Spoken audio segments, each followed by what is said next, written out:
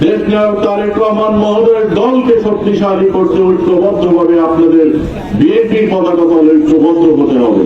জনগণকে ভালোবাসতে হবে, জনগণের পাশে থাকতে হবে, জনগণের সুখে দুঃখে পাশে থাকতে হবে, সাথী হতে হবে। যদি আমরা ঐক্যবদ্ধ থাকতে ব্যর্থ হই, তাহলে আবার রাজাকাররা মাথা চারা উঠতে যাবে, আবার বিএনপির নেতৃবৃন্দর নামে, নেতাকর্মীর নামে নিরীহ জনগণের উপরে হামলা মামলা দিয়ে আবার নিপীড়ন শুরু করে দিবে। আপনারা কি নিপীড়ন চান?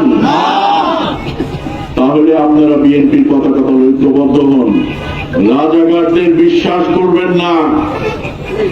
রাজাকাররা মুখে মধু, অন্তরে বিষ।